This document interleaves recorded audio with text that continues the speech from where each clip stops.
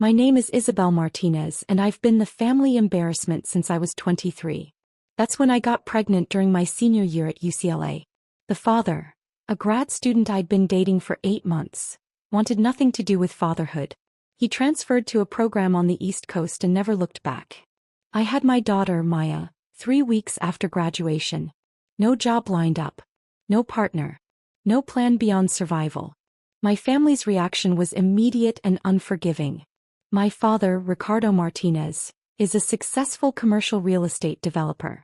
He'd built a portfolio of office buildings and retail centers across Southern California, creating generational wealth for our family. Success, image, and reputation were everything to him. My pregnancy was a stain on all three. "You've humiliated us," he said when I told him. "What will people think?" My mother, Elena, was gentler but equally disappointed. "Oh, Isabel. You had such potential. Now what will you do?" My older sister Victoria was the harshest. "You're so selfish. You've embarrassed the entire family. Don't expect us to bail you out of your mess." Victoria was the golden child, married to a successful attorney, living in a beautiful house in Newport Beach, throwing elegant dinner parties. She'd done everything right and she never let me forget I'd done everything wrong. So I did what I had to do. I handled it alone.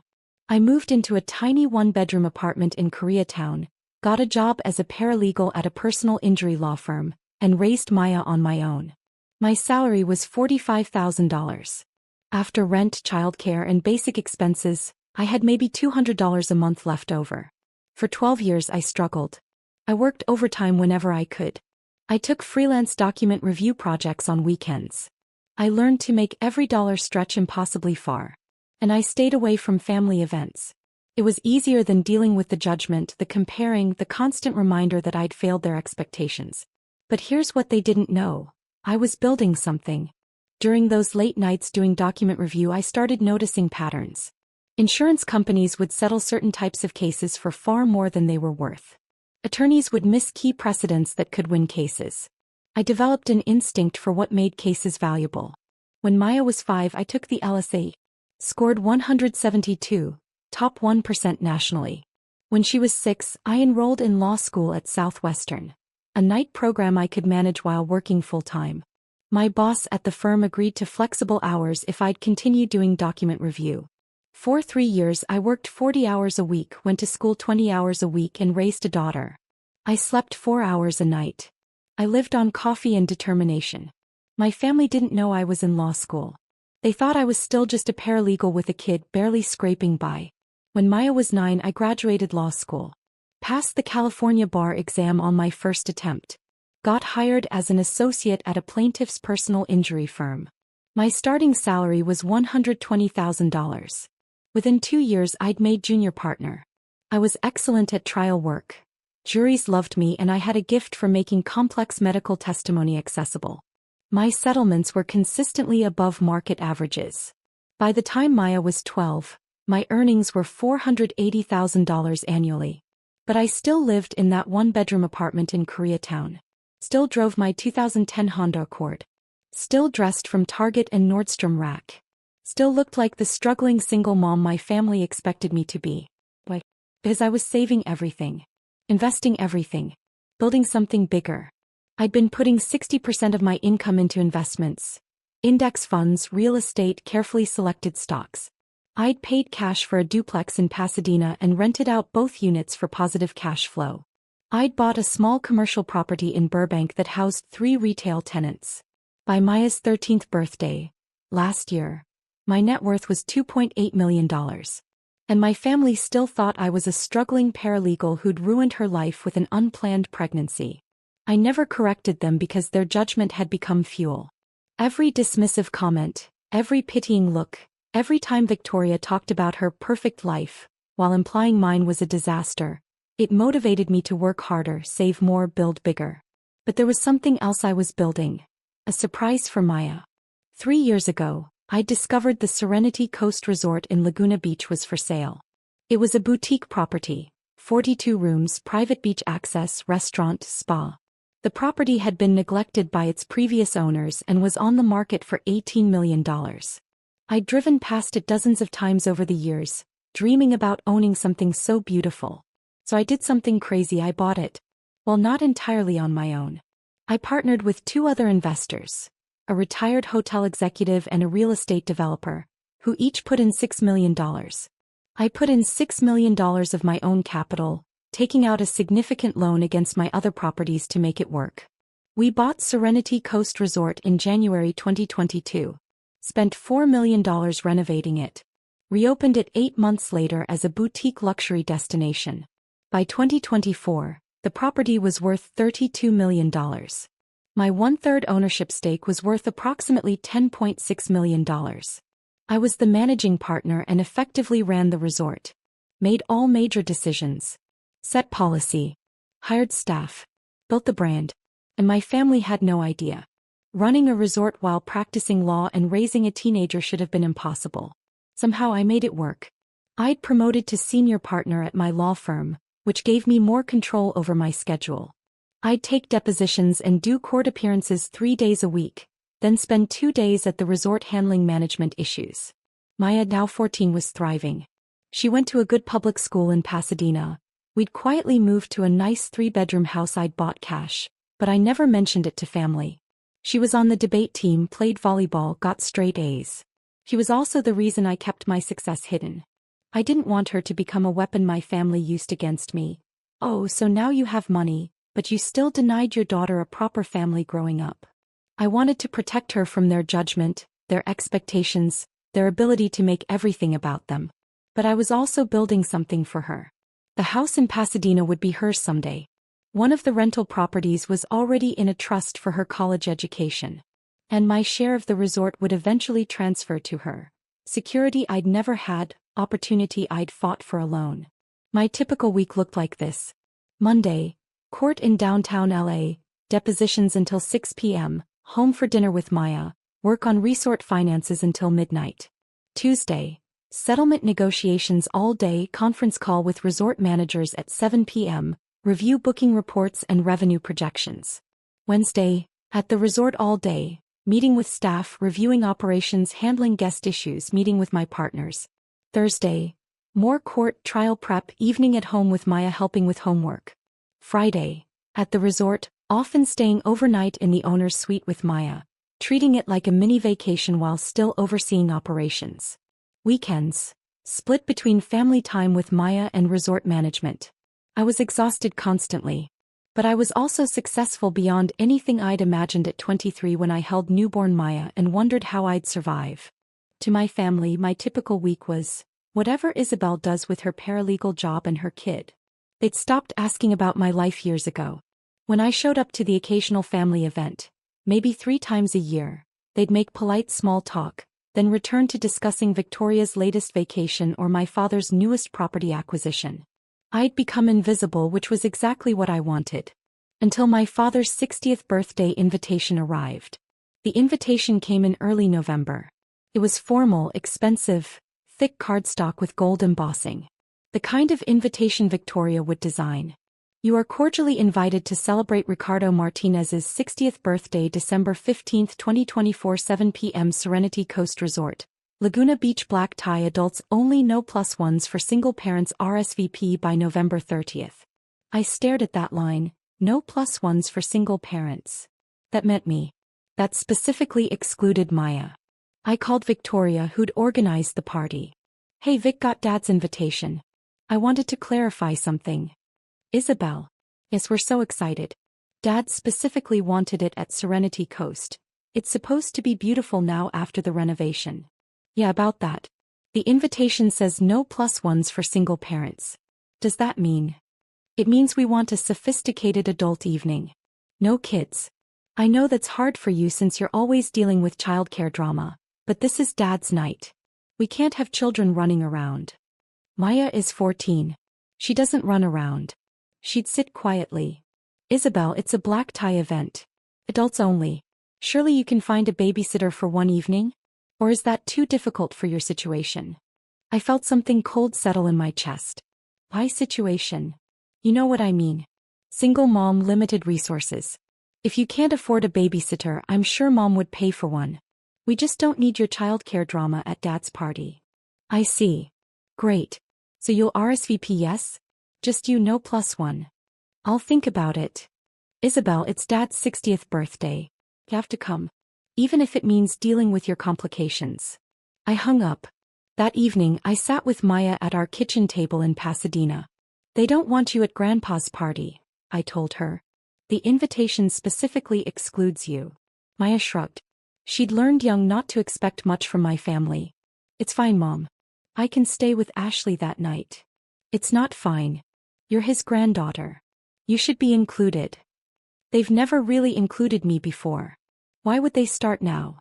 That broke my heart. He was right. My family had kept Maya at arm's length her entire life, polite at mandatory holidays, but never truly embracing her as one of them. Here's the thing, I said carefully. The party is at Serenity Coast Resort. That's that pretty place in Laguna you've taken me to, right? Yes. That pretty place I own 1/3 of. Her eyes went wide. Wait, you own part of the resort where Grandpa's party is? I'm the managing partner. I own it with 2 other investors. We bought it 3 years ago. Does Aunt Victoria know? Nobody knows. Well, my business partners know. But family? No. Are you going to tell them? I thought about it. Thought about 12 years of judgment. Thought about Victoria's condescending tone. Thought about the invitation specifically excluding my daughter from a party at a resort I owned. Not yet. But I'm going to do something better. Over the next 3 weeks I prepared. First I RSVP'd yes to the party. Just me, no +1, exactly as Victoria requested. Second, I coordinated with my resort managers. December 15th, the Martinez party. I need you to handle something for me. I explained what I wanted. My general manager, James Chin, smiled slowly. That's deliciously petty, Ms. Martinez. I love it. It's not petty. It's educational. Third, I made arrangements for Maya. How would you like to spend the evening of December 15th in the presidential suite at Serenity Coast Resort? Room service, movies, the works. Her eyes lit up. Seriously. Seriously. You can't come to the party, you're not invited. But you can stay at the resort. It's technically your property too, since it'll be yours someday. Mom, this is the best revenge. It's not revenge, sweetie. It's clarity. Fourth, I bought a dress. Not from Nordstrom Rack this time. From a boutique in Beverly Hills. A stunning black evening gown that cost $3,200. Designer heels. Professional hair and makeup. If I was going to stop being invisible, I was going to do it properly. Finally, I met with my business partners to discuss strategy. You're sure about this? Asked Margaret Chin, the retired hotel executive. Going public with your ownership at a family event could get messy. It's already messy. They're throwing a party at my resort while excluding my daughter and treating me like I'm too poor to afford a babysitter. Then let's make sure the reveal is spectacular, said David Park, the real estate developer. James has the logistics covered? Every detail. On the evening of December 15th, I dropped Maya at the resort's presidential suite at 5 p.m. She had room service menus, streaming services, and instructions to call me if she needed anything. Have fun at Grandpa's party, she said, grinning. I'll be here enjoying the suite you own. Technically, we own it together. Even better.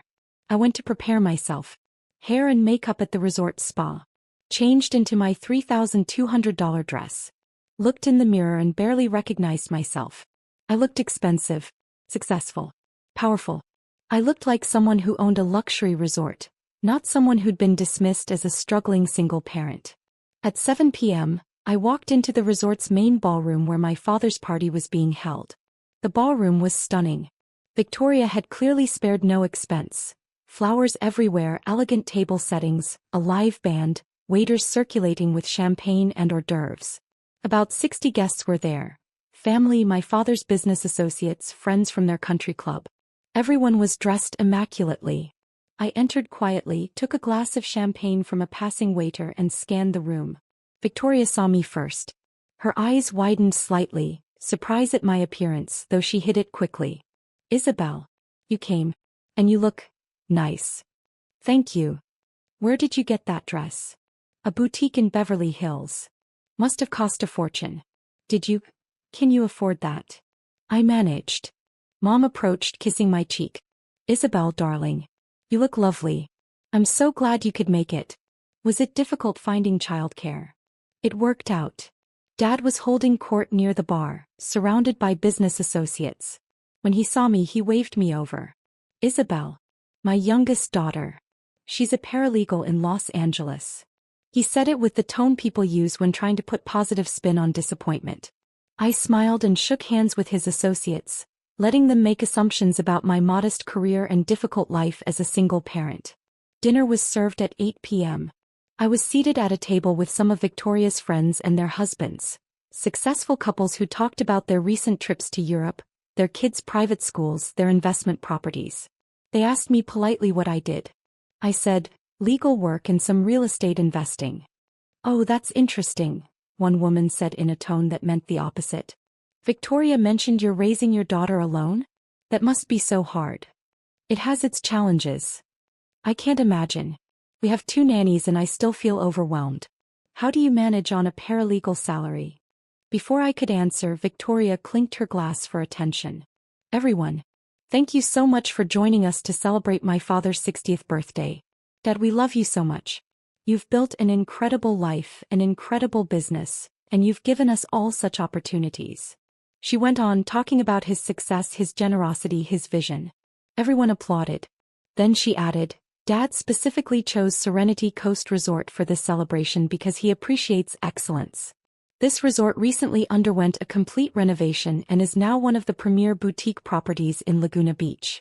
It's exactly the kind of sophisticated venue that reflects Dad's taste and success. More applause. I sipped my champagne and waited. Dinner continued. The main course was served, filet mignon and lobster tail. The wine flowed. Conversation buzzed. Around 9 p.m. James Chin, my general manager, approached the table where Dad and Victoria were sitting with some family members and business associates. I watched from my table across the room. Excuse me, Mr. Martinez? James said politely. I'm James Chin, the general manager. I'm sorry to interrupt your celebration, but we have a situation. Dad looked annoyed. What kind of situation? The owner of Serenity Coast Resort has requested that your party relocate to a different area of the property. Complete silence at the table. What? Victoria's voice was sharp. That's absurd. We booked this ballroom months ago. We have a contract. Yes, ma'am. However, the owner has certain rights regarding property usage. She's requesting you move to the terrace area, which is quite lovely. Absolutely not, Dad said, his face reddening. We paid for this ballroom. We're staying in this ballroom. This is unacceptable. I understand your frustration, sir, but the owner is quite firm on this matter. Then get the owner here now. Dad demanded, standing up. I want to speak to whoever thinks they can disrupt my birthday celebration. James smiled politely. The owner is here, sir. She's currently in the presidential suite with her daughter. Shall I request she come down? Yes. Immediately. Very well, sir. I'll let Ms. Martinez know you'd like to speak with her. I watched Dad's face go through several expressions. Confusion, then recognition, then disbelief. Ms. Martinez? He repeated. Sir. Isabel Martinez. She's the managing partner and majority decision-maker for Serenity Coast Resort. She's been here all evening, actually.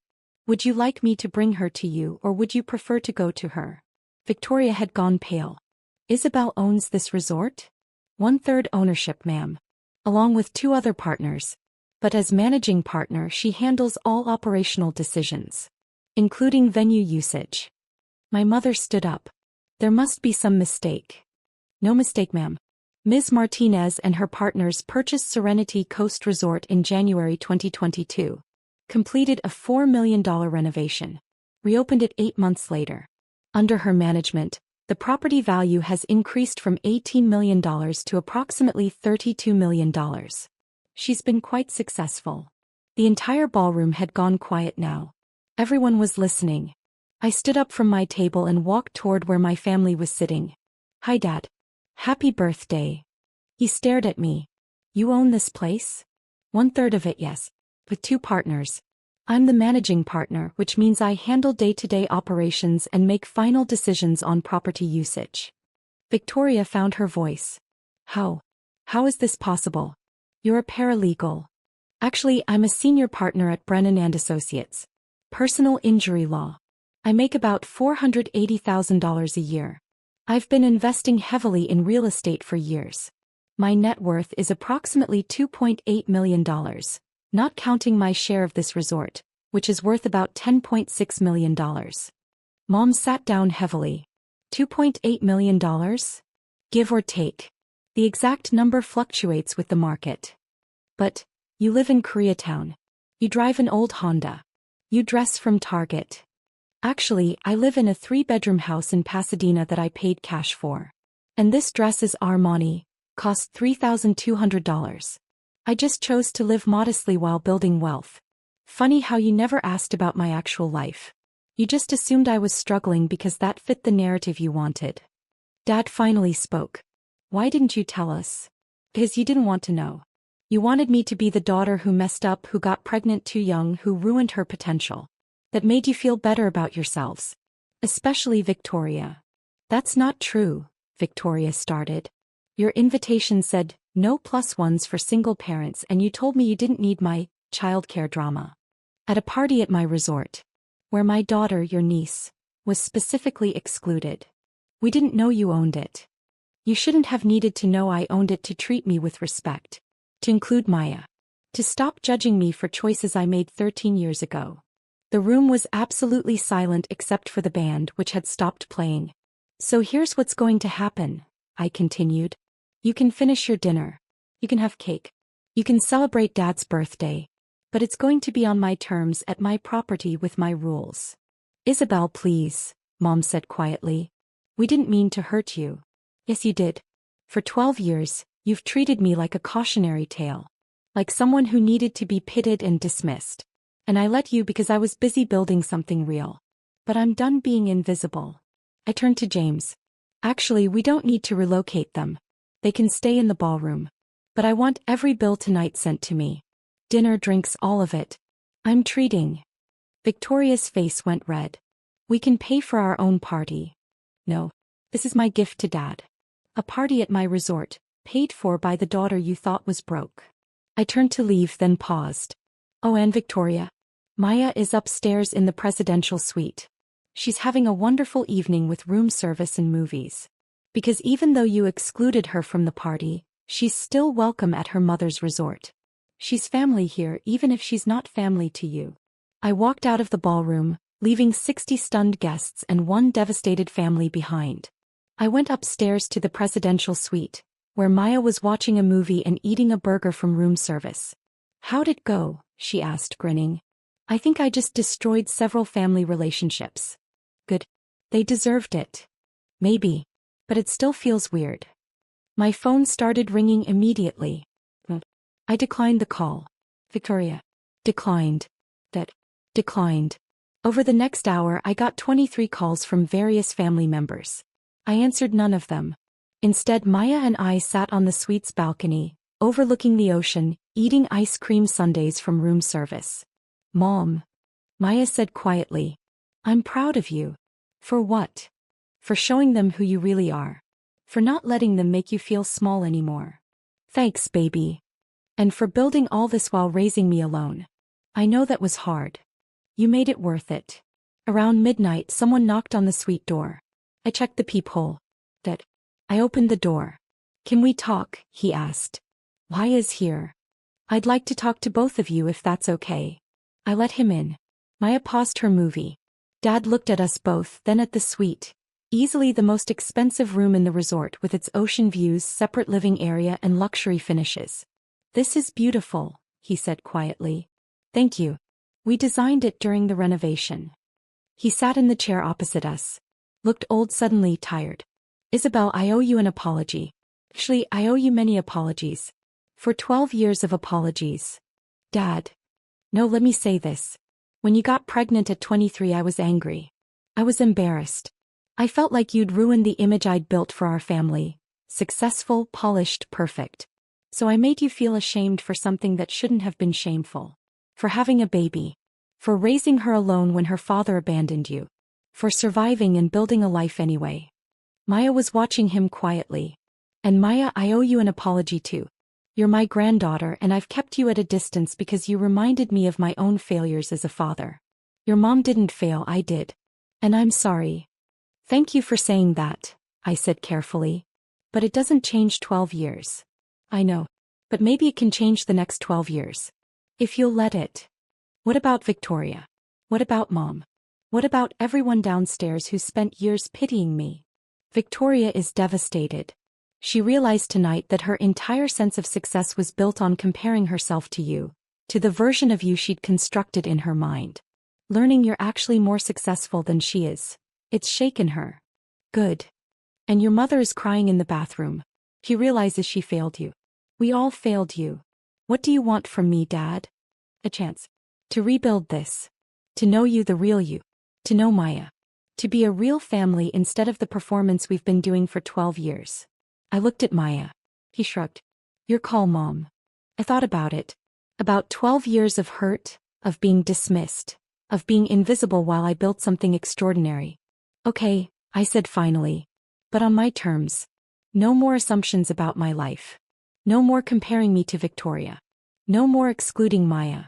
And no more treating me like I'm someone who needs to be fixed or rescued. Agreed.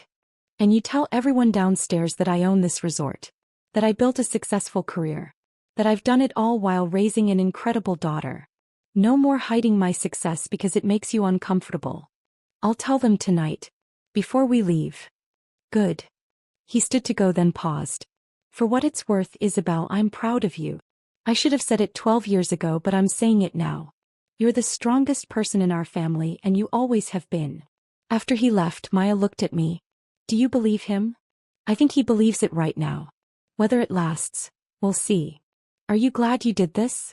The big reveal. I thought about it. Yeah. I am. I'm tired of being invisible. Tired of letting them make me feel small. I built something real and they should know it. You built something amazing, Mom. And you did it while raising me. That's pretty badass. Language. But true. The rest of the party continued without me. According to text from my cousin Luis, who found the whole thing hilarious, Dad did make an announcement. He told the guests that Serenity Coast Resort was owned in part by me, that I'd built a successful law career and real estate portfolio, and that he was proud of my accomplishments. Victoria apparently left early. Mom stayed but looked shell-shocked. Over the next month, my family slowly came to terms with reality. Mom called weekly wanting to really get to know me. We started having lunch monthly, just the two of us. She asked about my work, my investments, my life. She listened to my answers. Victoria took longer. 3 weeks after the party, she sent a long email. Isabel, I've spent weeks processing what happened at Dad's party. At first I was humiliated. Everyone knows now that you're more successful than me. Then I was angry, at you for hiding it, at myself for not seeing it. But mostly I've realized I was jealous. When you got pregnant I felt superior. Like I'd done everything right and you'd messed up. And I've been holding on to that feeling for 12 years because it made me feel better about my own insecurities. The truth is you're brilliant. You took a situation that could have destroyed you and used it as fuel to build something incredible. You raised an amazing daughter while building a career and a real estate portfolio. You're stronger and smarter than I'll ever be. I'm sorry. For 12 years of dismissiveness. For the invitation. For treating you like you were less than me. You were never less, you were always more. I was just too insecure to see it. Can we start over? Victoria. I responded, we can try. Maya's relationship with her grandparents transformed. They started coming to her volleyball games. Dad took her to dinner monthly and actually asked about her life. Mom helped her with college application planning. They were learning to be grandparents 12 years late but finally showing up. The most meaningful change was in how I saw myself. For 12 years I'd built my success in secret, afraid that visibility would invite judgment. I'd let my family's perception of me as a struggling single mom define how I presented myself to the world. But I wasn't struggling. I wasn't a failure. I wasn't someone who needed to be pitied or rescued. I was Isabel Martinez, attorney, investor, resort owner. Single mother who'd built something extraordinary while raising an incredible daughter. And I wasn't hiding anymore. 6 months after Dad's birthday party, Maya and I hosted our own celebration at Serenity Coast Resort. It was her 15th birthday. We invited family, Dad, Mom, Victoria and her husband, cousins, uncles, aunts. We also invited Maya's friends, her volleyball team, teachers she loved. The party was in the same ballroom where Dad's party had been. But this one had a different energy, joyful, inclusive, real. During the party, Maya made a toast. Thank you all for coming. I want to say something about my mom. She looked at me, her eyes suspiciously shiny. 15 years ago she had me when she was 23. Everyone told her it would ruin her life. And for a long time, people treated her like it had. But my mom is the strongest person I know. She went to law school while working full-time and raising me. She built a successful career. She invested in real estate. She bought this resort, this beautiful place where we're standing right now. And she did all of it while making sure I had everything I needed. She taught me that success isn't about what other people think.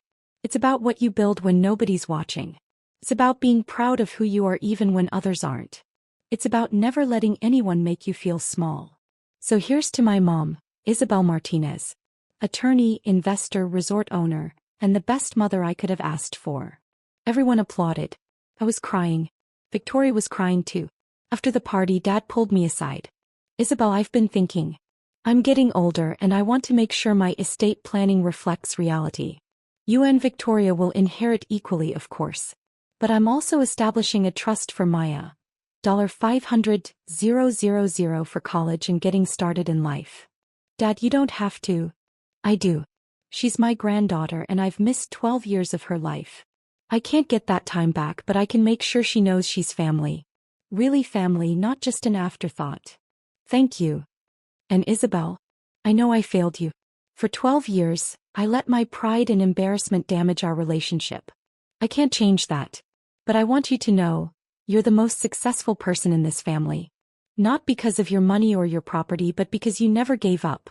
You took something that could have broken you and used it to build something extraordinary. That's real strength. Last month, Victoria called with a proposal. Isabel, I'm thinking of going back to school. Maybe law school, maybe business school. Can we talk about it? I'd love your advice. We met for coffee. She asked real questions about my career, my investments, my decision-making. She listened. She took notes. She didn't compare or compete, she just learned. I wasted 12 years being jealous, she said. I don't want to waste any more time. I want to actually know my sister. The real one, not the version I made up to feel superior. I'd like that. And I want Maya to know her aunt. Really know me. Can I take her to lunch? Maybe shopping? I want to build a real relationship with her. She'd love that. My relationship with my family will never erase 12 years of hurt. But it's real now. Honest.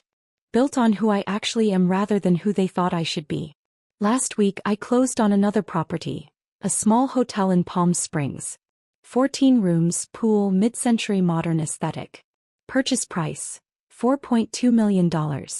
My net worth is now $3.9 million, not counting my resort stake. Maya starts looking at colleges next year. She wants to study business, maybe go into hotel management. I want to build things like you did, Mom. But maybe I'll start with a better foundation. You already have a better foundation.